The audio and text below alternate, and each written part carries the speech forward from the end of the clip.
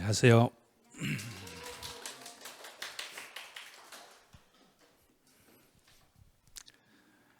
완전 시험이 가까워져 버렸네요. 보니까 오늘 아침에 나오면서 보니까 22일인가 남았더라고요. 22일인데 오늘 지나면 뭐 20일 정도 남았겠죠. 근데 이제 오늘은 할 일은 이제 최근에 8년 동안 시험에 나왔던 실제 지문을 분석해 보는 거예요. 그래서 이제 제가 명칭을 어떻게 달았냐면 출제 위원이 좋아하는 지문은 따로 있다, 이렇게 명칭을 달았거든요. 그래서 출제 위원들은 시험에 출제할 때 본인이 시험에 냈던 지문만 내요. 자기가 내지 않았던 건 잘 안 내요. 예를 들어서 제가 지금 이 학원에서 학원 수업 끝나고 제가 집에 돌아갈 때 제가 주로 다녔던 길이 있으면 그 길로만 따라가요. 다른 길 잘 안 가요.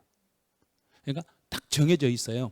어떤 출제위원이 시험에 출제하러 들어갔다, 그럼 그분은 방향이 똑같아요. 이분은 이렇게 문제를 낸다. 또 이분이 출제 들어갔다 그러면 이분은 이런 식으로 문제를 낸다. 딱 정해져 있는데 기존에 출제했던 분들이 3년에서 5년 정도 주기로 다시 재출제가 들어가요. 3년 전에 출제했던 분 이번에 출제. 만약에 그러면 지금 3년 전이라면 올해가 36회니까 32회나 33회 때 시험 문제를 출제했던 분이 이번에 또 출제한다. 그러면 3년 전 기출문제 지문이 대거 또 출제된다는 이야기예요.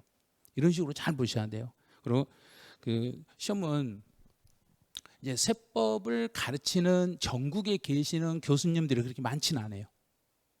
그리고 그 연로한 교수들은 시험을 출제를 하지 않고 이제 부교수, 조교수 이 정도 이 사이에서 문제를 출제하다 보니까 출제위원이 딱 한정이 돼 있거든요. 어디 부분, 어느 부분에서 이분이 출제한다고 딱 정해져 있어요. 그럼 이제 그분들이 주로 냈던 지문들이 8년 동안 출제했던 걸 다 뒤져봤더니 422지문이었어요.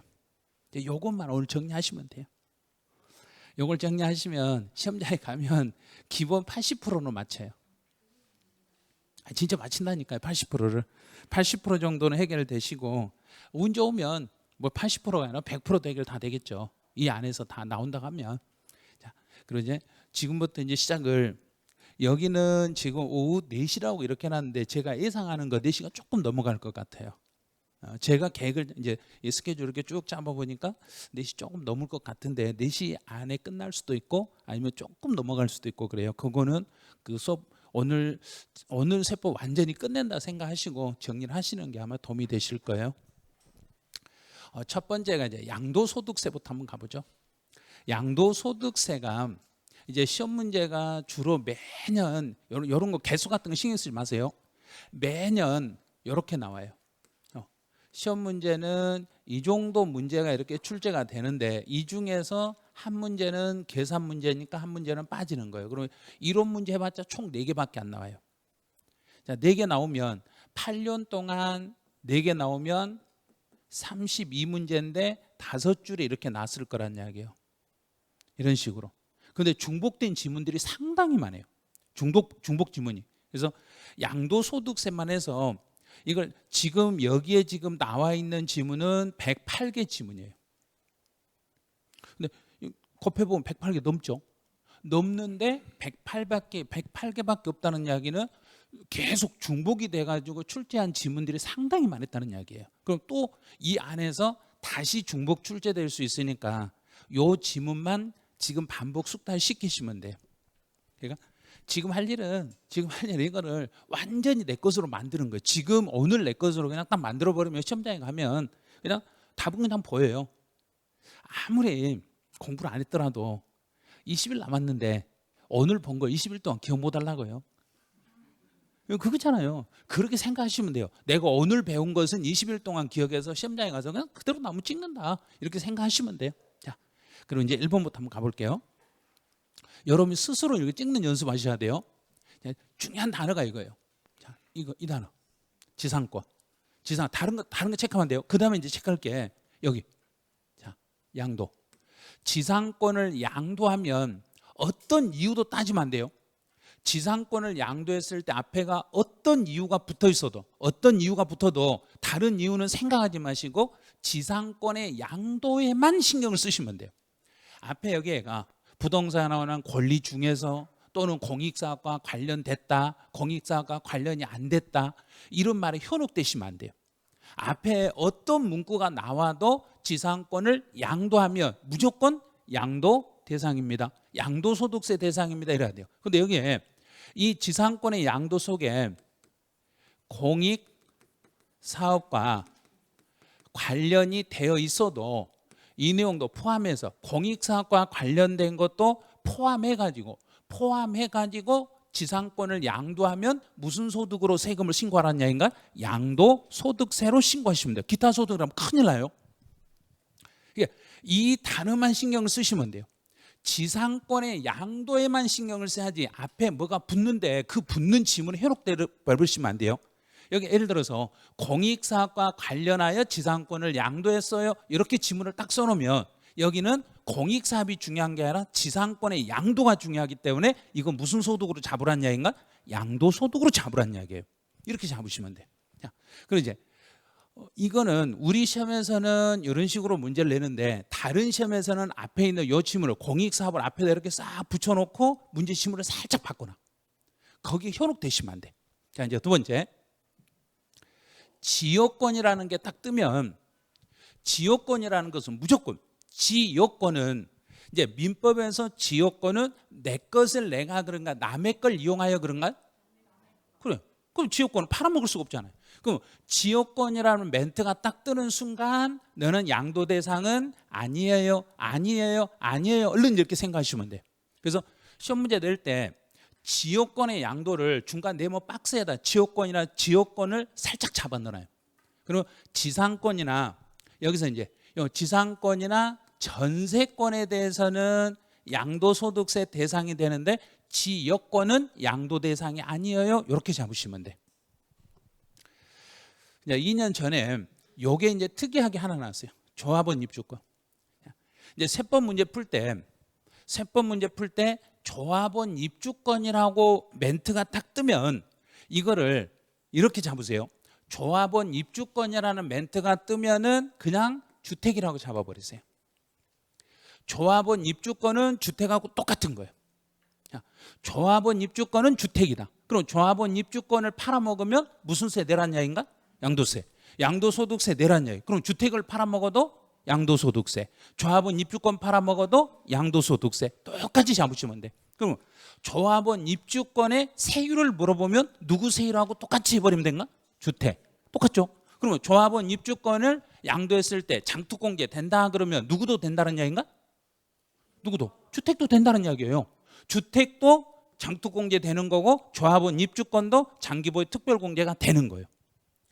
며칠 전 시험에서 주택에 대해서 또 조합원 입주권에 대해서 여기에서 다른 시험이 하나 있었는데 거기서 이걸 물어봤어요.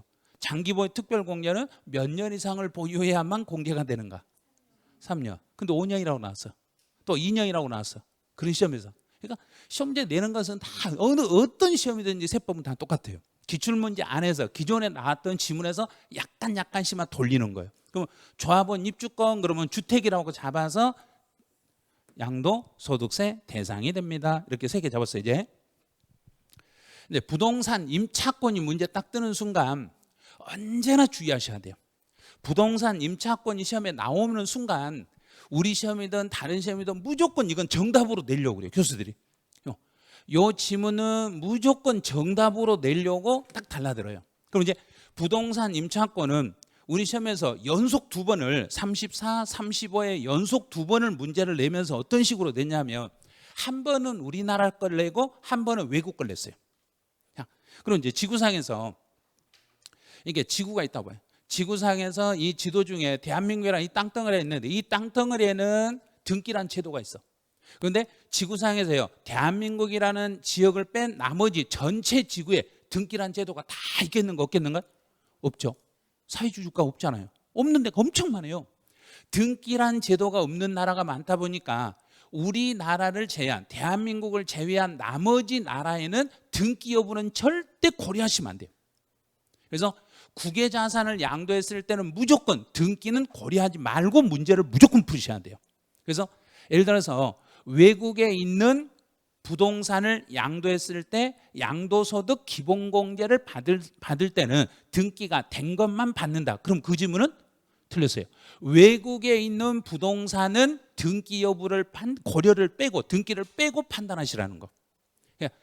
우리나라 안에서는 등기가 제재사항이 되는데 외국에 있는 건 등기를 하든지 말든지 우리가 그거 따질 필요가 없더라는 이야기예요. 그럼 이제 이 문제를 풀 때는 부동산 임차권을 풀 때는 우리나라에서는 그럼 이제 우리나라에서는 반드시 뭐 된 것만 대상으로 잡아라 그랬는가? 등기 된 것만. 왜냐하면 자, 민법에서 부동산 임차권은 물건이 아니라 채권. 그럼 채권이죠. 채권을 물건화로 바꾸려면 뭘 해야 되겠는가? 등기. 그래야 등기가 되는 거예요. 그래서 채권을 팔아먹을 수 없으니까 물건으로 바꿔서 팔아먹어야 되니까 반드시 등기된 거. 그런데요, 안 된 그랬네요. 우리나라에 있는 부동산 임차권인데 등기가 안 돼 있으니까 양도 대상은 아니에요. 이렇게 가는 거예요. 그럼 이제 반대로 바꿔볼게요. 앞에를 국에 외국에 소지한 등기되지 않는 부동산 임차권. 그리고 외국 것은 등기가 안 돼 있어도 그때는 요거 대상, 양도 대상. 그래서 국외 자산의 양도 대상물에는 부동 권리 같은 건 등기를 따지지 말라는 이야기예요. 등기하고 상관없이 이 부동산 임차권은 외국 것은 등기하고 상관없이 과세, 우리나라 건 반드시 등기가 돼야 돼. 그런데 등기가 되지 않았다 그랬으니까 대상은 아니에요. 이렇게 잡아가셔야 돼. 이거 시험에 나오면 이거 나올 때마다 정답으로 유도되니까 4번은 절대 틀리시면 안 돼요. 자, 이제 5번. 5번은 지금까지 시험에 딱 한 번 시험에 났어요. 딱 한 번. 부동 매매 계약을 체결한 자가 계약금만 지급한 상태에서 양도한 권리다. 그럼 지금 계약을 해놓고 아직 잔금을 안 준 상태에서는 이 물건을 팔아먹을 수 있어. 그런데 그 팔아먹었더라도 계약금만 지급한 상태에서 양도한 권리도 양도 대상. 요건 한 번 나오면 더 이상 한 10여 년 지나 또 한 번 나와요. 그러니까 이런 그냥 참고로만.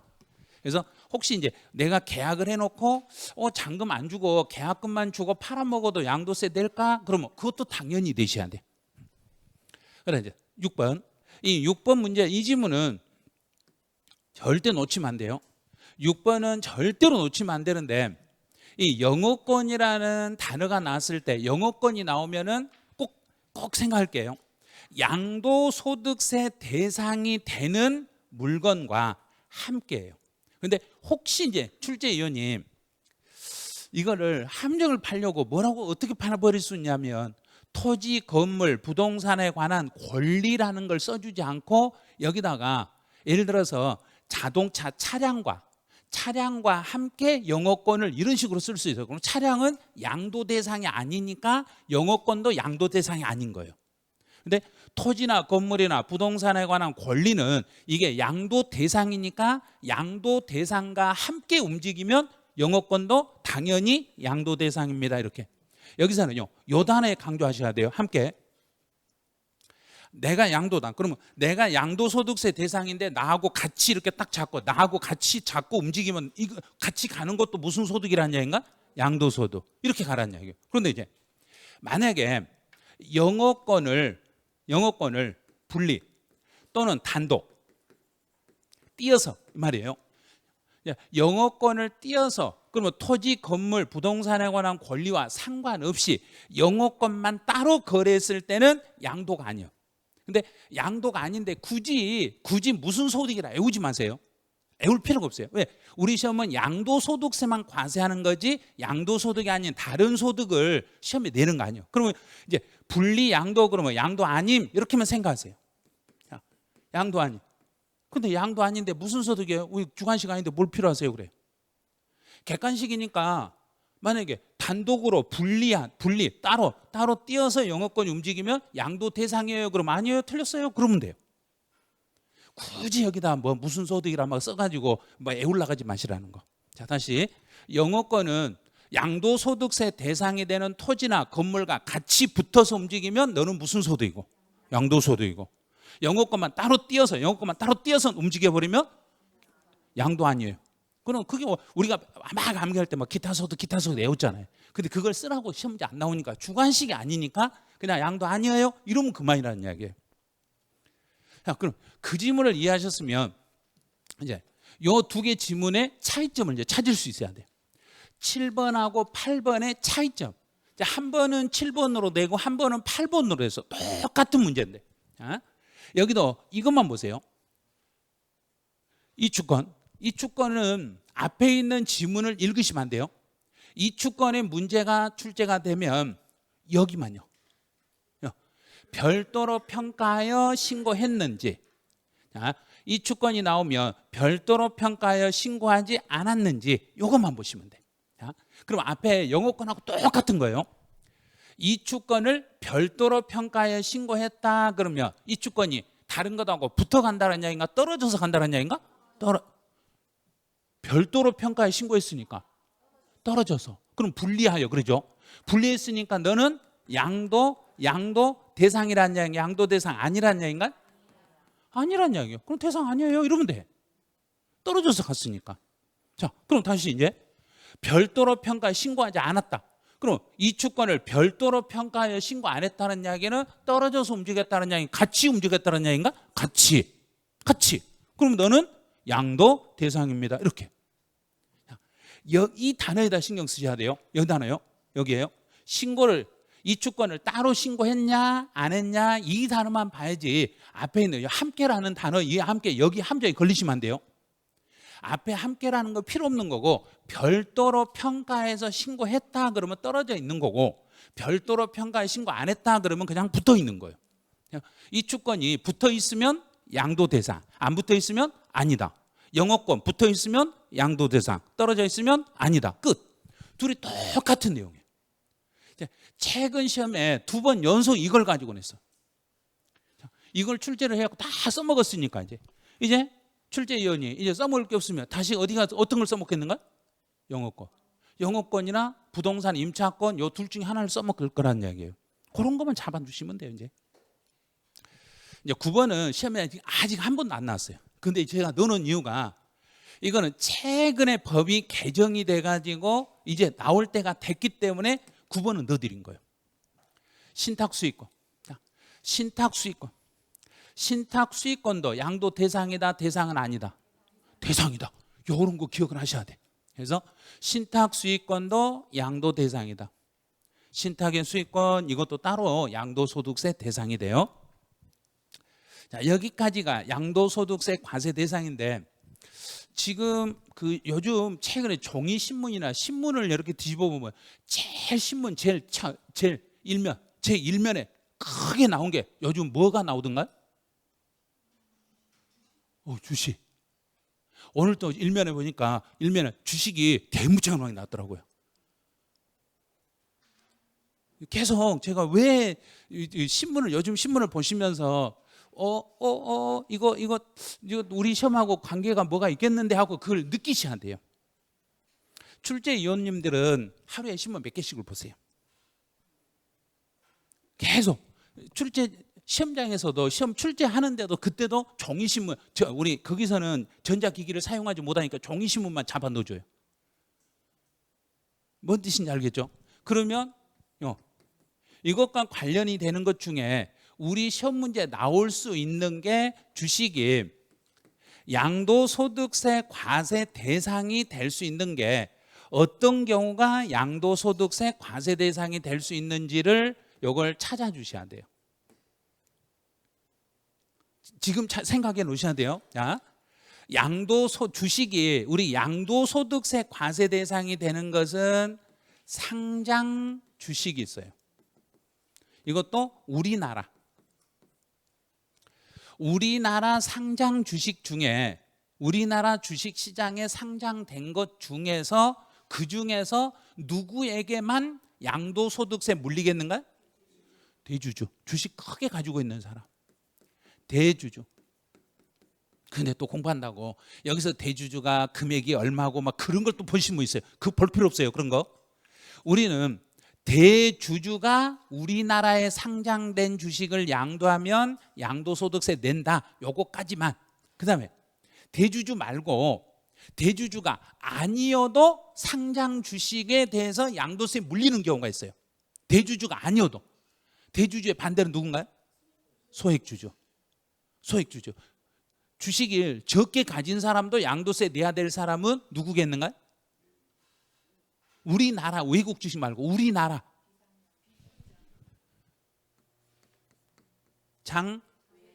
그렇죠. 이거 보면 알겠죠. 장외 거래했을 때, 시장 밖에서 거래하면.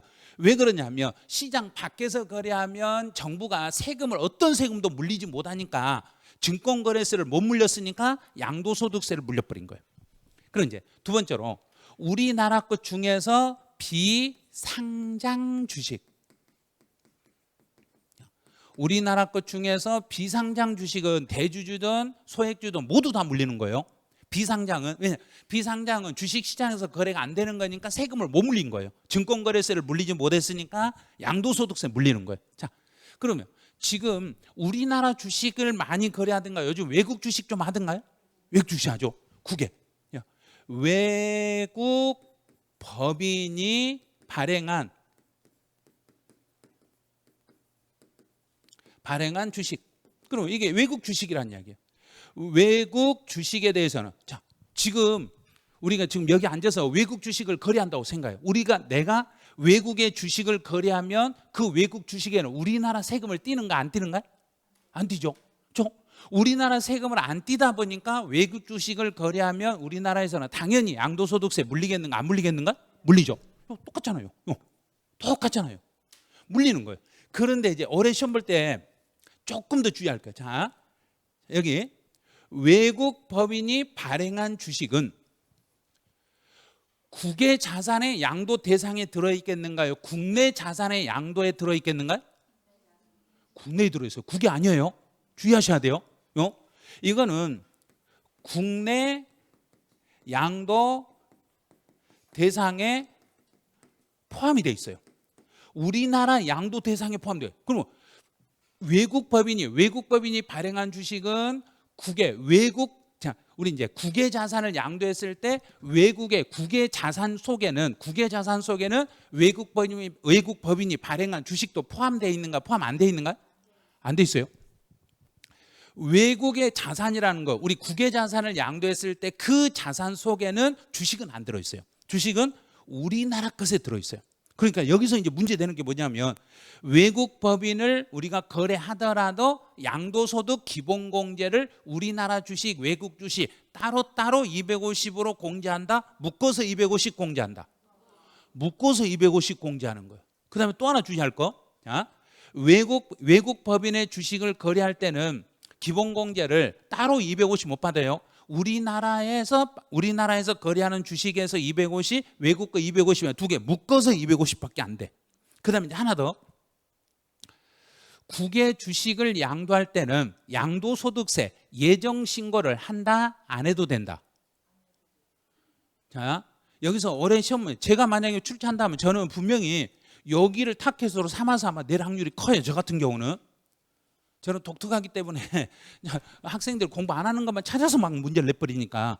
그러니까 특이하게 외국 주식을 거래했을 때는 국내 주식과 별도로 기본공제를 받을 수 있다. 그럼 그 질문은 틀렸어요.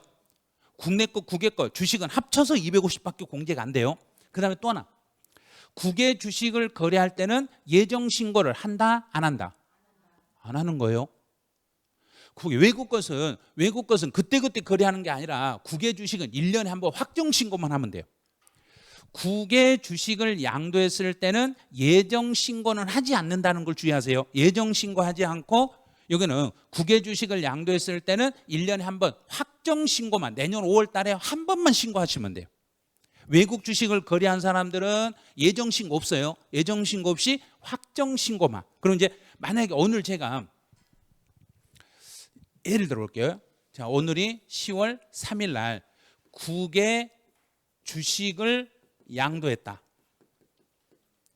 국외 주식을 양도했을 때 예정 신고는 내년 2월 말까지, 그리고 2026년 2월 말일까지 예정 신고해야 된다. 그럼 그 질문은 틀렸어요. 자, 국외 주식을 양도했을 때 예정신고 없어요. 그럼 우리나라 주식을 양도했을 때는 몇 개월치를 묶어서 예정신고 하라겠던가? 6개월. 그래서요. 하반기니까 8월부터 7월부터 12월까지 묶어서 다음 연도 2월 말 그렇게 하면 예정신고가 되는데, 국외 주식을 양도했을 때는 예정 양도소득세 예정 신고 없음, 이것부터 주의하세요. 예정 신고를 하지 않고 확정 신고만 하시면 돼요. 이제 주식하고 관련된 거 시험에 나오면 싹 정리해 드렸어요.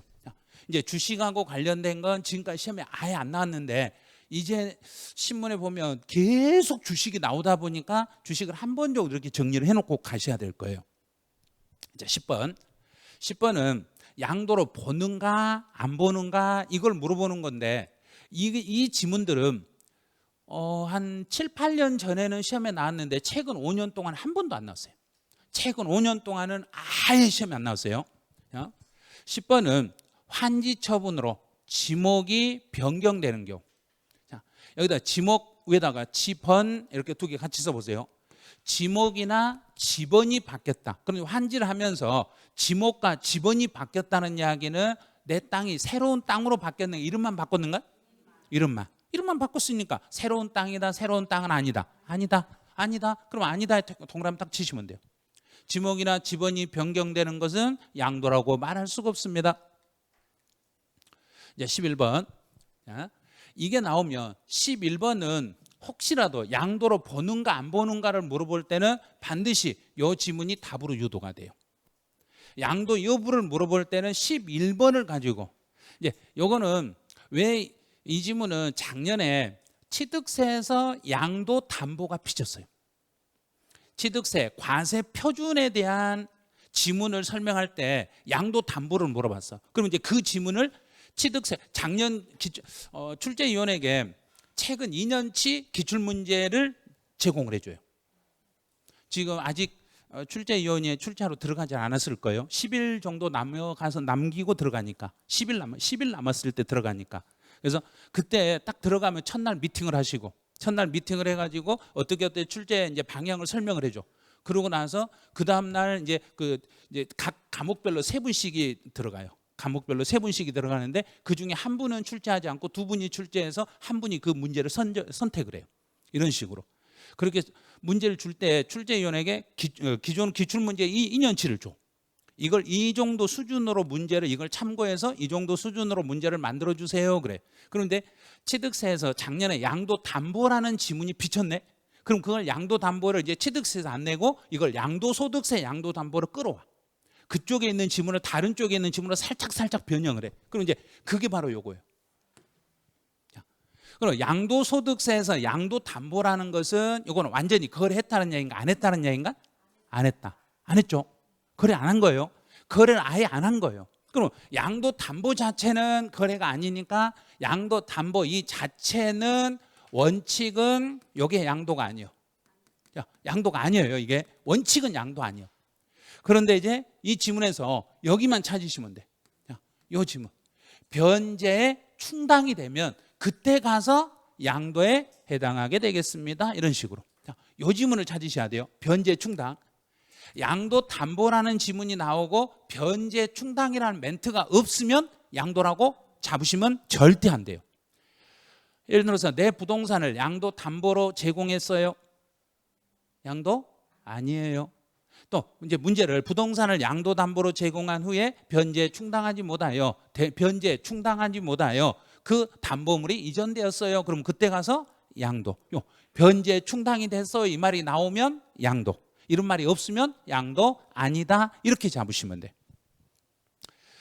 이제 12번은 매매원인 무효소. 여기서는 소송에 의해서 환원 여기만요. 자, 그럼 내가 물건을 팔았다가 다시 소송해서 내가 팔았던 물건을 다시 가져와 버린 거예요. 그럼 이거 팔았는가 안 팔았는가? 안 팔았죠. 그럼 양도 아니에요. 이렇게 잡으시면 돼. 여기는. 이제 13번. 자, 요 지문을 출제위원들은 이 지문을 출제할 때 정답으로 내고 싶어를 많이 하셔요. 왜냐하면 일반적인 원칙하고 예외가 다르기 때문에 그래요. 여기까지만 볼게요. 공매나 경매는 양도다, 양도는 아니다. 양도다. 일반적인 공매나 경매는 원칙은 양도예요. 자, 원칙은 여기가 일반적인 공매나 경매로 거래하는 건 원칙은 양도예요. 그런데 이제 주의할 게, 여기서 주의할 건 여기 요 지문, 요 지문을 잘 보셔야 돼요. 내가 내 자산을 공매나 경매로 다시 재취득했다, 내가 다시 사버리면 그때는 양도가 아니다. 이렇게 연결하는 거예요. 아니 내가 어떻게 살 수 있어요? 그거는 중개사법이 따질 일이고 세법에서는 따지지 말라는 이야기예요. 다시 있어요. 그러니까 내가 대출 받는 게 아니라 친구가 대출 받는데 내 부동산을 대신 잡혀주고 친구가 돈 안 갚으면 그 내 재산 날라갈 것 같으니까 내가 경매로 다시 취득할 수 있어요. 그건 가능해요. 근데 내가 대출을 받고 내가 돈을 안 갚아서 그 물건이 경매로 넘어가는데 내가 거기는 참여를 못해요.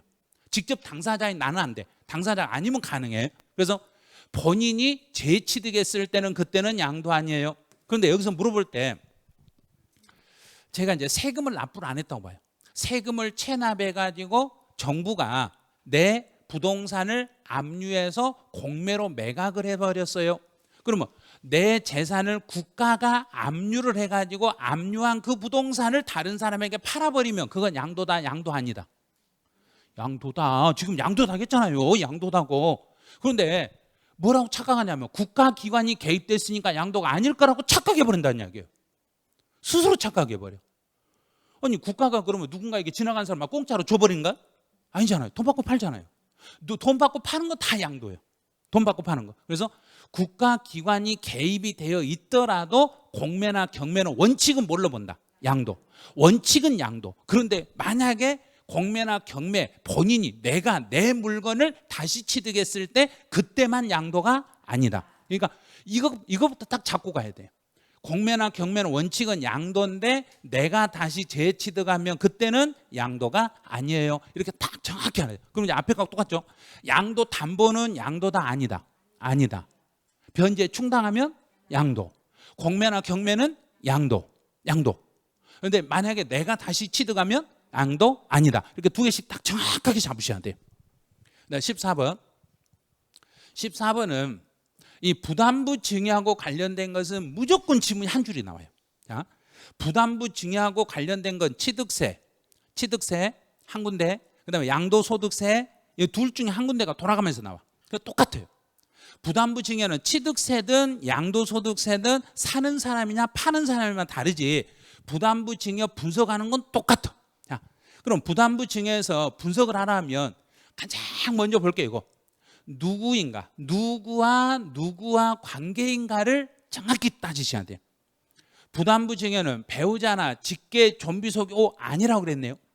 그럼 배우자나 직계 존비속이 아니었을 때는 정부가 그걸 조사하러 들어오는가요? 그냥 조사 안 하고 그냥 통과시켜버린가? 통과. 조사 안 해요. 배우자나 직계 존비속이 아니었을 때 거래는 그냥 알았어, 그냥 가세요. 그냥 가세요 그래. 그런데 내가 배우자한테 물건 샀는데요. 잠깐만요. 제가 내 부모한테 물건 샀는데 잠깐 기다리세요. 우리 확인 한번 해보고 확인 이걸 할 테니까 잠깐 기다리세요 그래. 확인될 때까지 기다리세요 그래. 그런데 만약에 형제 간의 부동산을 거래했어요. 그러면 그때는 일단 확인 들어간다. 그냥 가라 간다.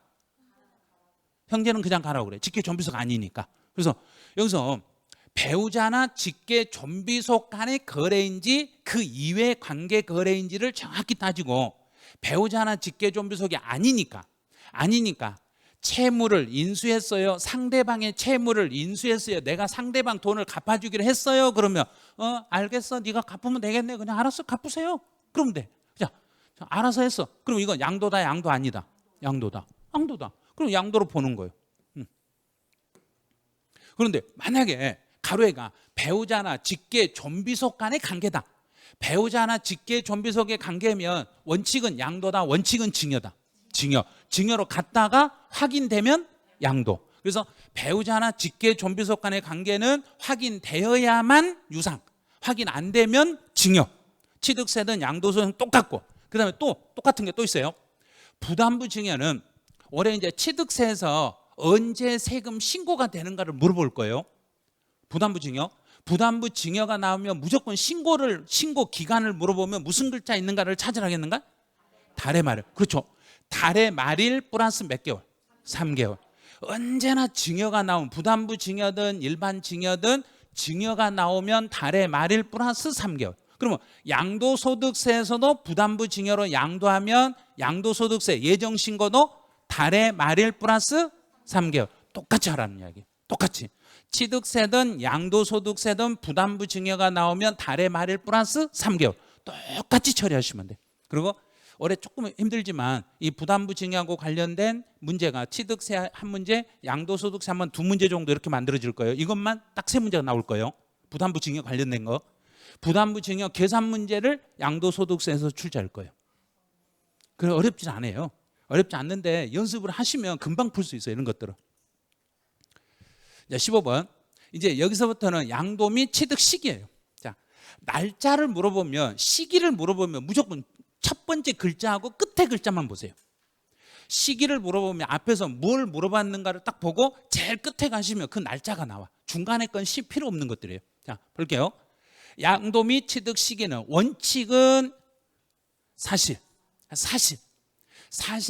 대금을 청산하는데 이제 사실상 대금을 청산하는데 문제는 저는 아마 여기를 물어볼 것 같아요. 자, 요 대금. 이 대금 속에 양수인이 부담한 양도소득세를 포함한다, 포함하지 않는다. 자, 이 대금은 오로지 그 물건에 대한 대금만을 말하는 거예요. 그 물건에 대한 대금만을 말하니까 양수인 부담 양도소득세가 있으면 요 양수인이 부담한 양도소득세는 이 대금 속에 포함이다, 제외다? 제외. 그 물건값이 아니니까. 이게 요 지문이 과거 한 10몇 년 전에 한 번 시험에 나오고 아직까지 한 번도 안 나왔어요. 이제 시험 문제를 출제할 때는 기존에 출제가 됐지만 요즘 최근에 출제가 안 돼가지고 새로 시험에 내야 될 지문들, 아예 시험에 안 비쳤던 지문들을 찾아내셔야 돼요. 그걸 잘 찾으셔야 돼요. 그러면 사실상 대금 청산일로 가는데 이 실제 대금 속에, 이 대금 속에는 양수인이 부담한 양도소득세도 포함된 금액이다, 제외한 금액이다. 제외한 금액이다. 여기는 제외한 금액이다. 자, 두 번째. 사실상 대금 청산일이 분명하지 않으면, 사실 확인이 않으면 두 번째로 무슨 날짜로 가고? 양도소득세에서는 절대 이거 쓰시면 안 돼요. 양도소득세에서는 계약서라는 걸 절대로 사용할 수가 없어요.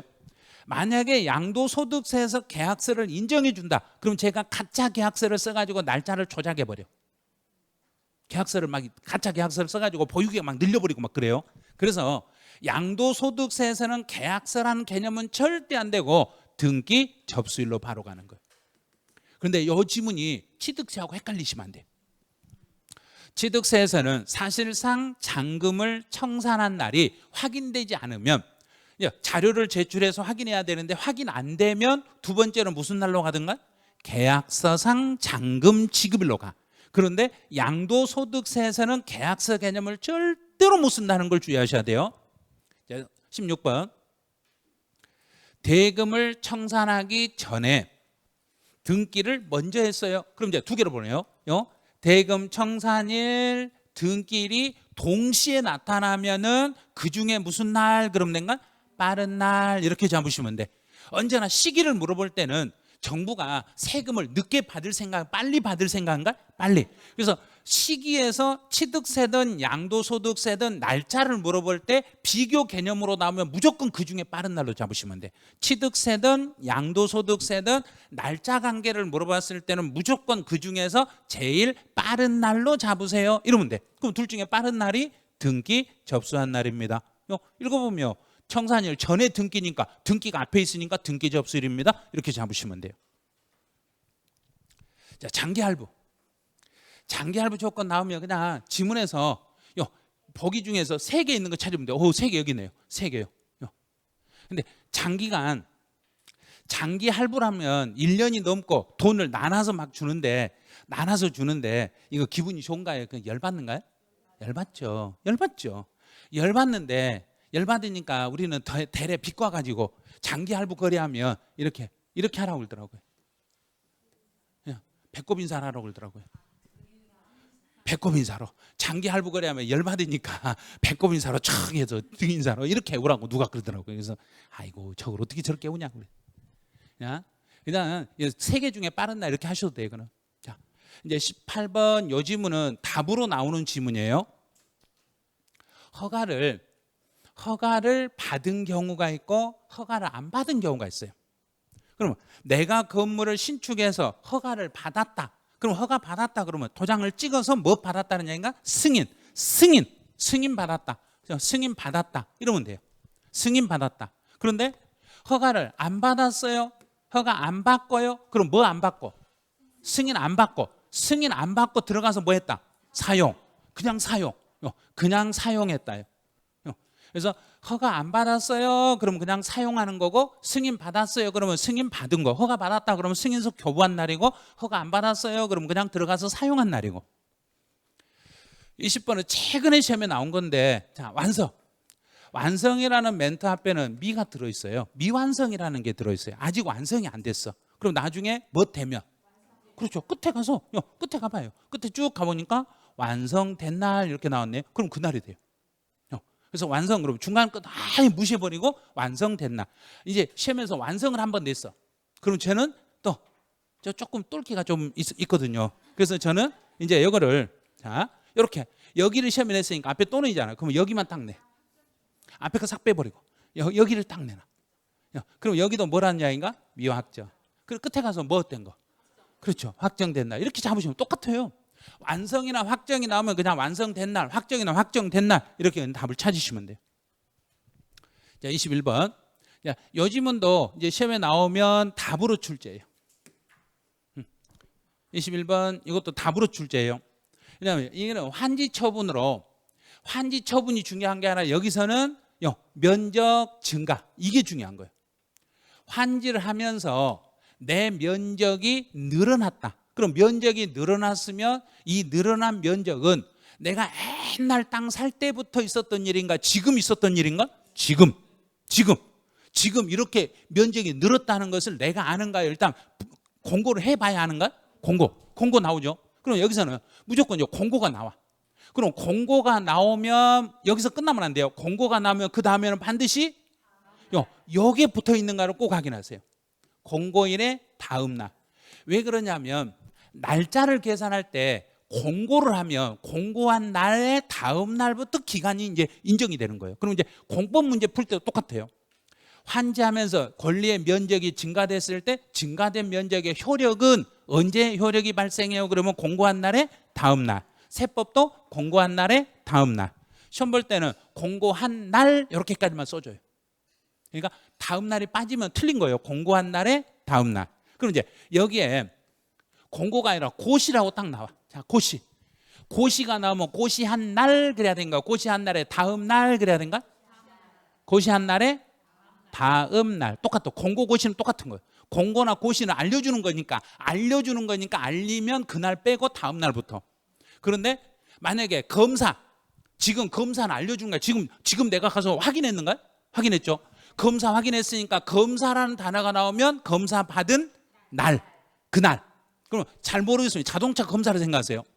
내가 오늘 자동차 검사를 가가지고 검사소에서 검사 도장을 딱 찍으면 그때 검사 받은 건가요? 내일 검사 받은 건가요? 그때. 그러니까 검사는 자동차 검사 생각하시고 검사 받은 날이구나. 공고나 고시는 내가 잘 모르고 게시판에 붙여놨으니까 붙인 날에 다음 날 이런 식으로 생각하시면 돼요. 이제 상속은 뭐 그냥 당연하겠죠. 상속 등기일이 아니라 상속 개시. 며칠 전에 상속 등기일이라고 시험에 내놨더라고요. 이런 식으로 틀린 거잖아요. 상속 등기일이 아니라 상속 개시. 상속은 그 사람이 죽는 순간이에요. 상속 개시이에요. 그래서 이제 23번처럼 자 이렇게 지문이 나와가지고 이 지문을 숨기는 수가 있어요. 여기서요. 점유라는 이 단어를 숨겨버리고 민법 제245조 1항이라고 하면 저게 점유취득이에요. 출제위원들이 좀 야비한 출제위원들이 있어요. 저렇게 민법 제 몇 조에 그래서 이렇게 딱 나오면 중간에 게 읽지 마시고 제일 끝에 가보시면 이렇게 나오죠. 점유를 개시한다. 그러면 이거 점유취득이구나. 그런데 양도소득세에서는 지금 점유로 취득해도 취득 가격을 지금의 가격으로 잡아준다. 20년 전의 가격으로 잡는다. 20년 전. 그래서 점유 개시로 가는 거예요. 그런데 취득세는 20년 전의 가격으로 세금을 내놔라. 지금 가격으로 세금 내놔라. 지금. 그래서 취득세에서는 등기예요. 그래서 등기는 취득세에서 쓰는 거고 양도소득세에서는 점유를 개시한 날 이렇게 잡으시면 돼요. 이제 날짜는 이 정도만 하시면 돼. 그다음에 이제 혹시라도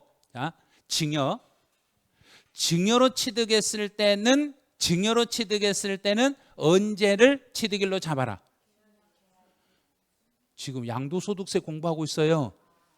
계약서 쓰면 안 된다고 했잖아. 양도소득세에서는 증여를 받은 날. 양도소득세에서는 증여를 받은 날, 취득세에서는 증여 계약일. 이렇게 잡으시면 돼. 자, 24번. 여기서부터는 이제 비과세예요. 과세 비과세를 따지는 거예요.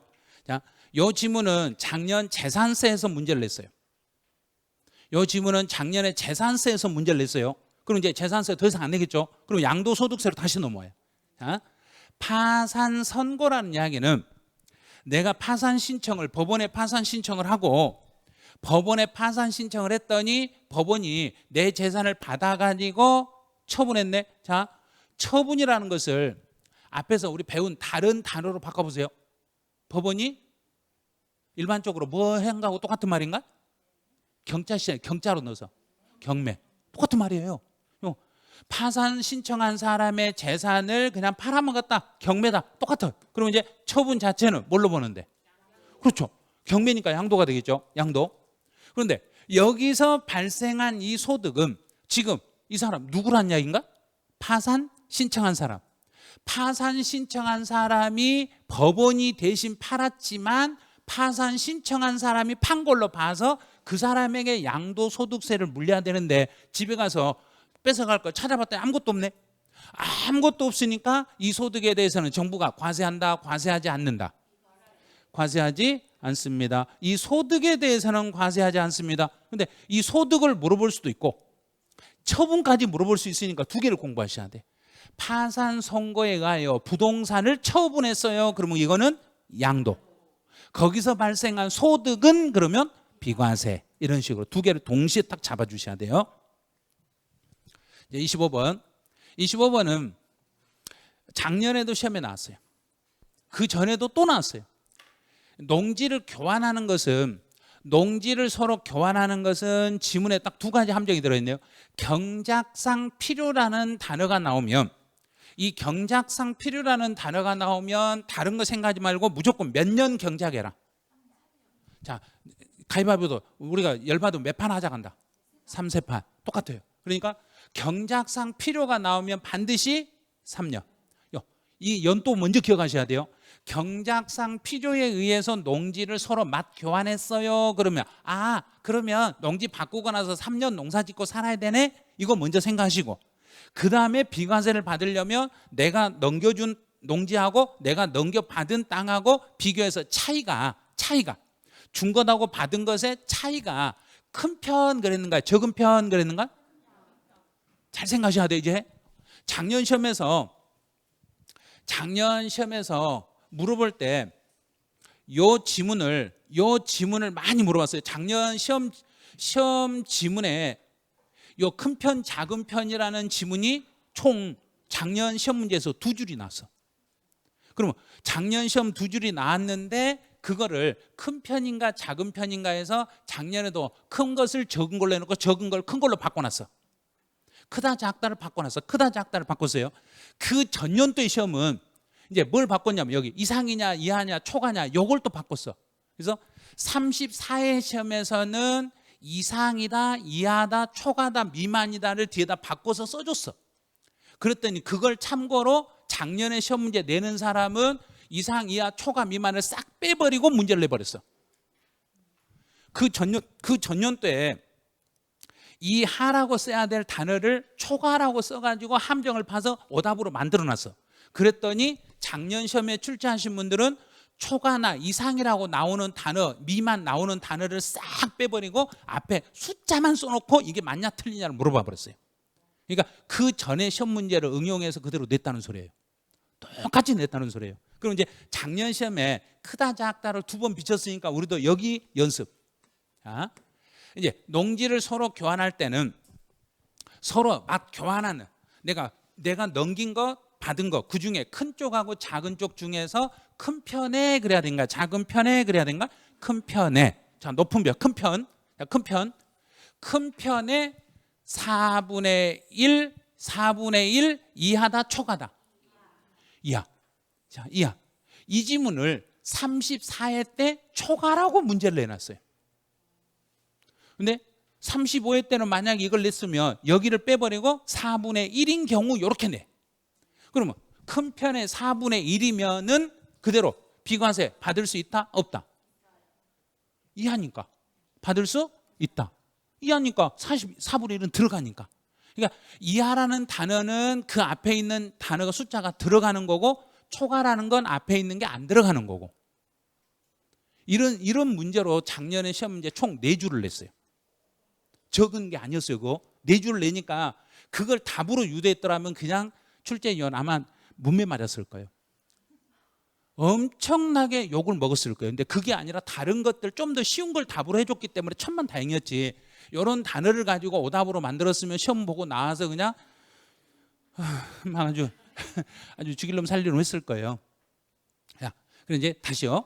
농지를 서로 교환할 때 경작상 필요라는 단어가 나오면 몇 년 농사 짓고 살아라? 3년. 딱 3년 해결했어요. 그 다음에 이제 비과세를 받으려면 농지를 서로 맛 교환할 때 큰 편과 작은 편 중에 어떤 쪽에? 큰 편에 얼마 이하이며? 4분의 1 이하이며, 4분의 1 이하가 되면 비과세 혜택을 받을 수 있어요. 자, 그럼 이제 요 지문을 이제 3개로 나눠. 자, 3분의 1이었을 때, 4분의 1이었을 때, 5분의 1이었을 때 이렇게 3개로 딱 나눠봐. 이 3개로만 구분하면 돼요. 3분의 1이다 그러면 큰 편의 3분의 1이면 4분의 1보다 크다 작다? 크다. 그러면 과세. 4분의 1이면 이하니까 4분의 1까지는 비과세. 그럼 5분의 1이면 4분의 1보다 크다 작다? 작으니까 비과세. 우리 시험은 여기 1번 내고 여기 2번 내고 아직 5분의 1은 안 나왔어. 우리 시험에서. 그러니까 이거 대비를, 그 기출문제를 가지고 출제위원들이 지금까지는 요 단어를 여기를 시험에 계속 내다가, 이걸 내다가 최근에는 요 단어를 냈어. 여기까지 다 냈어. 여기 내고 여기 다 냈어. 그러면 이제 장난할 게 이것만 남았어요. 큰 편인데 작은 편이라고 살짝 바꿔놓을 거란 이야기예요. 그러니까 큰 편의 4분의 1 이하가 되면 그때 가서 비과세 받습니다. 자, 26번. 26번은 경계 확정으로 지적 공부상의 면적이 감소됐다. 이 말은 뭐냐면 지적 제조산단 다시 재측량했다. 그러면 다시 측량을 해봤더니 내 땅의 면적이 줄어들었네. 그럼 면적이 줄어든 만큼 내 주머니로 뭐가 들어와야 된가? 내 주머니 나가야 된가? 들어와야죠. 그럼 받아야죠. 받아야죠. 받은 조정금. 내가 면적이 줄어들면서 내가 조정금을 받았으면 받은 만큼 세금을 낸다? 세금 안 내게 해준다? 안 내게 해준다. 왜? 측량은 옛날에 정부가 측량했다가 다시 측량해서 내 땅이 아니라고 정부가 또 이상한 소리 하니까 조정금을 내가 받게 돼도 그 받은 조정금에 대해서는 세금을 물린다? 안 물린다? 안 물린다. 그래서 비과세 중했습니다. 이렇게 되는 거예요. 자, 그럼 이제 반대. 이제 올해는 지금 한 번 시험에 이걸 나왔으면 이제 반대. 면적이 증가가 됐어. 자, 면적이 늘어난 사람은 주머니로 돈이 들어와야 된가? 주머니로 나가야 된가? 나가야죠. 그럼 이제 징수한 조정금. 그럼 이제 지급받은 조정금이 아니라 징수한 조정금. 정부가 징수해간 조정금이라는 이야기예요. 자, 그러면 이 조정금은 그러니까 그 땅을 내가 면적이 늘어난 땅을 다시 취득하면서 들어간 돈인가 취득하고 상관없는 돈인가? 상관없죠. 그러면 이 조정금은 취득 가격에 포함한다? 포함하지 않는다? 자, 취득 가격. 여기서 받은 사람은 세금을 안 냈어. 그러면 낸 사람도 비용 처리된다 안 된다? 똑같아요. 자, 이 사람이 세금을 냈으면 이 사람 비용 처리돼. 이 사람 세금 안 냈으니까 이 사람 비용 처리 해준다 안 해준다? 안 해준다. 그럼 비용 처리 안 해주니까 취득가액에 포함할 수 없다. 이렇게 되는 거예요. 이제 문제 물어볼 수 있는 지문은 여기만 남았어요. 감소는 이미 시험에 내버렸으니까 면적이 증가만 남았어. 내 면적이 증가되면서 내가 조정금을 받으면 받은 사람에게는 그 사람이 조정금을 내놨더라도 내놓은 조정금을 취득 가격으로 인정한다, 인정 안 한다? 인정하지 않는다. 이렇게 이 정도. 27번. 자, 이거 작년 시험 문제. 여기가 작년 시험 문제인데 작년 시험 문제 이렇게 냈어. 자, 똑같죠. 방금 봤던 거하고 똑같죠. 이거는 27번은 27회 때 시험에 한번 나오고 작년에 시험에 한번 나왔어요. 엄청나게 오랜만에 나왔어요. 그럼 이제 더 이상 안 내. 이거는 더 이상 낼 수가 없어요. 이거 어떤 내용이냐면 듣기만 하세요. 이제 부동산을 거래할 때 허위계약서를 쓰는 거. 허위계약서.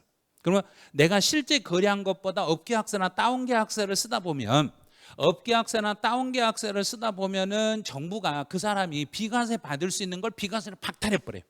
비과세를 박탈하는데 박탈할 때 어떻게 하냐면 매매 계약서의 거래가액과 실제 거래가액의 차이, 이게 허위 표시예요. 허위로 표시한 표시 금액과 허위 표시 금액과 산출세액을 비교해서 둘 중에 더 큰 걸 비과세 못 받게 한다, 적은 걸 비과세 못 받게 한다. 둘 중에 크다 작다. 봐요. 이걸 시험에 냈다니까요. 다른 거 그대로 써놓고 적은 금액을 뺀다, 큰 금액을 뺀다, 이렇게 문제를 탁 내놨어요. 그러니까 그냥 어떤 적은 거 찍을까, 큰 거 찍을까 막 이렇게 망설이다가 예? 여기 찍었는데 틀려버렸네. 적은 금액을 빼는 거예요. 둘 중에 적은 거.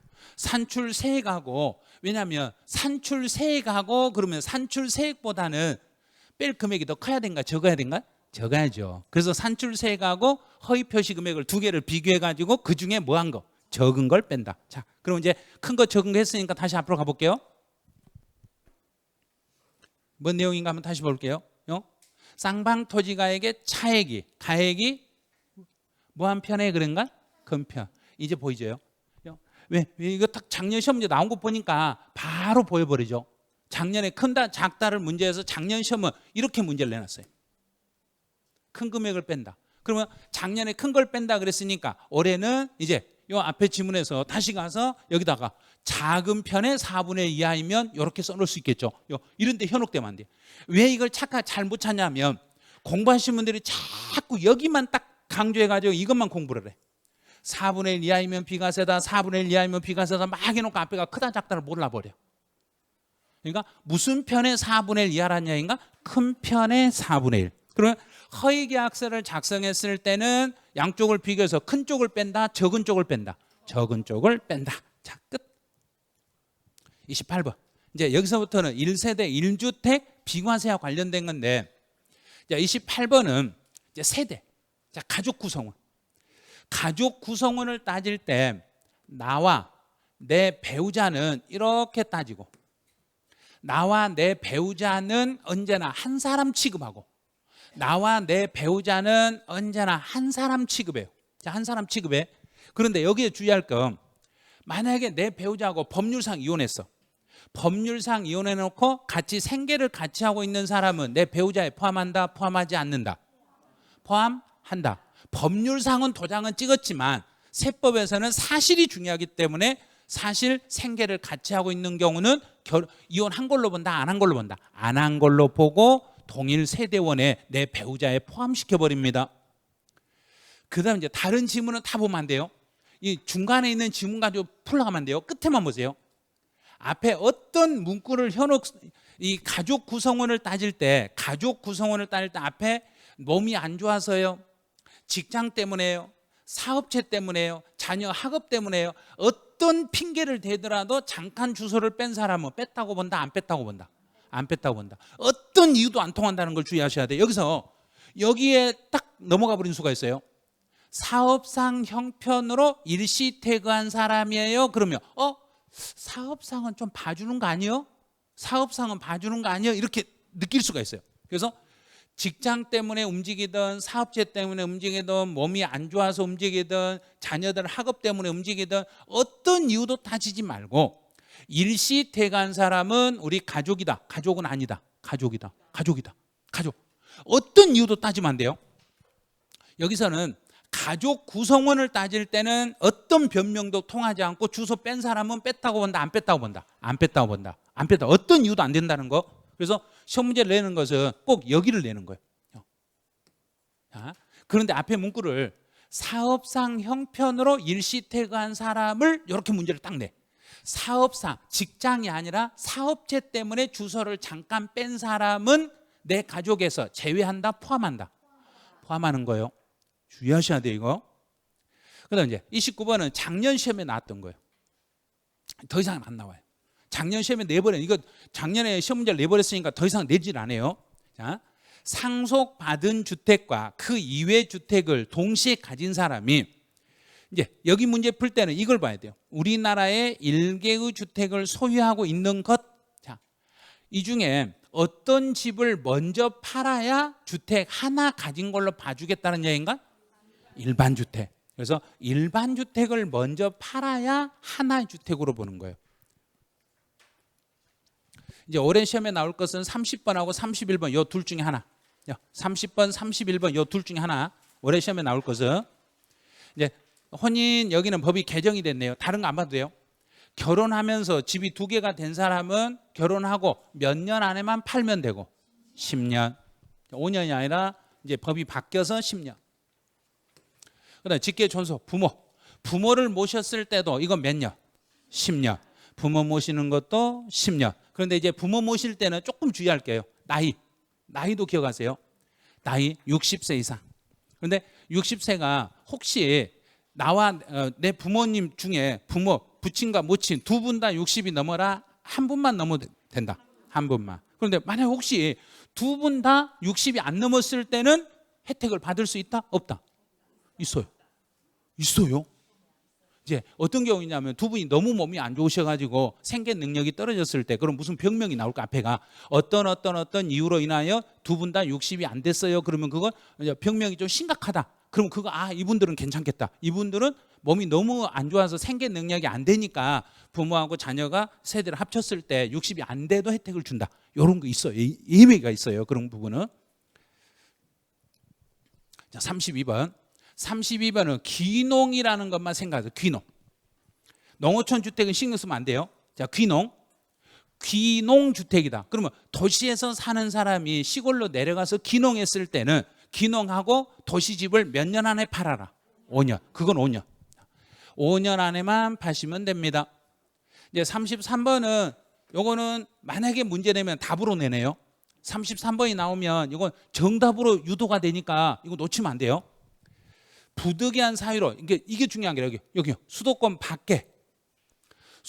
밖으로 내려갔어. 그럼 도시 수도권에 살고 있는 사람이 부득이한 사유로 수도권 밖으로 내려가서 거기서 집을 또 샀어. 그러고 나서 그 다음에 요 집은요.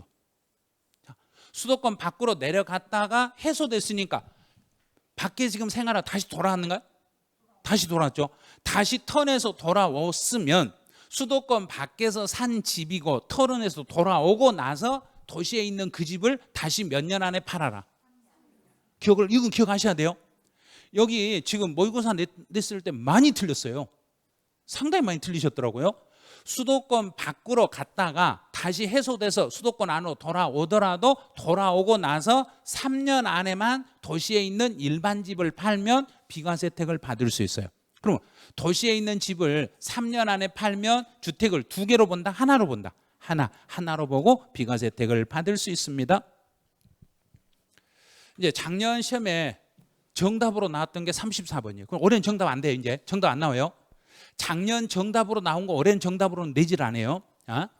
이제 여기서 이제 뭘 보냐면 보유기간, 거주기간 제한을 받지 아니하고 보유기간, 거주기간 제한 안 받고, 이 말은 1세대 1주택이면서 2년 보유 안 해도 비과세 받을 수 있는 경우를 물어보는 거예요. 자, 여기서는 그럼 보유기간 관계없이 비과세 받는 것은 부득이하게 다른 지역으로 이사가면서 내가 그 집에서 몇 년 이상 살고 이사가면 1년. 자, 1년 이상 거주인데 이때는 근무상 형편이다, 사업상 형편이다. 그렇죠. 여기가 근무상이지 앞에 있는 세대, 가족 구성원을 따질 때는 절대로 고려하시면 안 돼요. 보유기간 불문하고 비과세를 받을 수 있을 때는 급하게 직장 발령 나서 급하게 이사 가다 보니까 2년 보유 안 채워도 해주겠다는 이야기예요. 그런데 가족 구성원을 따질 때는 직장이든 사업체든 몸이 안 좋든 자녀 학업이든 이런 거 고려한다, 고려 안 한다, 고려하지 않는다. 그 두 개 꼭 구분을 하셔야 돼요. 그다음 이제 35번은 양도소득세 고가주택이에요. 양도소득세에서 고가주택. 그러면 양도소득세 고가주택을 따질 때는 12억을 기준으로 따지는데 12억이 기준시가로 따진다, 실거래가로 따진다? 실거래가. 실거래가 12억을 초과하는 주택을 말합니다. 그래요. 그럼 주택 임대소득은 실거래가가 아니죠. 기준시가. 그다음 36번 이제 한번 가보죠. 하나의 매매 단위로, 다가구네요. 다가구 주택을 하나의 매매 단위로 양도하면 이 집은 여러 집이다, 한 집이다? 한 집이니까 고가주택 여부를 따질 때도 각각으로 구분하는 게 아니라 전체를 하나의 주택으로 보아서 고가주택 여부를 판단합니다. 전체 금액이 12억을 초과하면 고가주택입니다. 이제 37번까지만 하고 잠시 쉬었다 갈게요. 자, 37번은 연습하셔야 돼요. 여기서는 꼭 이 지문을 쫙 읽으셔야 돼요. 자, 1세대 1주택 비과세 요건을 충족했어요. 그러면 비과세를 받으니까 세금 신고할 필요가? 비과세는 왜 신고해요? 비과세는 세금 신고 안 하는 거예요. 그런데 여기는 충족했더라도 어떤 집이니까? 고가주택이니까 신고하는 거예요. 일반 주택이면 신고할 필요가 없어요. 고가주택이니까. 그러면 비과세 요건을 충족했더라도 고가주택이면 전체가 과세다, 초과분만 과세다? 자, 그러면 얼마 초과분? 12억 초과분만 과세가 되는데, 자, 이걸 식으로 연결할 줄 알아야 돼요. 12억 초과분을 전체 양도 가액분에 양도 가액에서 얼마 뺀 거 그래야 되는가? 12억 뺀 거, 요게 12억 초과분이라는 이야기예요. 12억 초과랑 해서 여기서요 25억이니까 12억 초과 13억이라고 하시면 안 돼요. 그러면 전체 양도 차익이 5억이에요. 그러면 5억 중에 과세되는 것은 총 양도 가액은 얼마인데? 25. 자, 25억 중에서 얼마까지는 비과세니까 12억은 비과세니까 이렇게 해요. 요걸 이렇게 곱하셔야 돼. 자, 이제 곱하기 한번 해봐요. 5억 곱하기 13 나누기 25. 계산기 누르면 답이 나오겠죠. 계산기 한번 눌러보세요. 그냥 계산기 눌러가지고 답을 그냥 찾지 마시고. 5억 곱하기 13 나누기 25 하니까 2억 6천. 이렇게. 자, 이게 딱 나와. 그럼 여기 2억 6천, 이게 답이에요. 자, 시험 문제 이런 식으로 문제를 내는 거예요. 그러니까 이런 지문들을 시험 지문에 딱 한 줄을 이렇게 딱 넣어놔. 예를 들어서 1세대 1주택 비과세 요건을 충족하는 고가주택의 양도가액이 25억이고 양도차익 5억인 경우에 과세되는 양도차익은 2억이다. 이렇게 딱 써놔. 과세되는 양도차익은 2억이다. 그러면 계산 한참 해야 돼요. 계산해가지고 2억 아니네, 틀렸네? 그럼 틀렸다고 여기 2억이 아니라 2억 6천이네? 이렇게 답을 찾으셔야 돼. 이거는 충분히 이거 할 수 있어. 자, 이 연습만 해놓으시면 비과세 요건을 충족했으니까 비과세 12억까지는 비과세니까 빼고 12억 초과분을 따질 때 전체 중에 12억 초과분만 양도차익이다 이거 곱하기 해버리시면 고가주택분 양도 차익이 따로 계산됩니다. 이렇게 연습하시면 돼요. 자, 여기까지 해서 이제 비과세까지 다 정리해 드렸어요. 이제 잠시 쉬었다가 과세 표준부터 이제 잠시 쉬었다가 다시 정리를 한번 해보죠.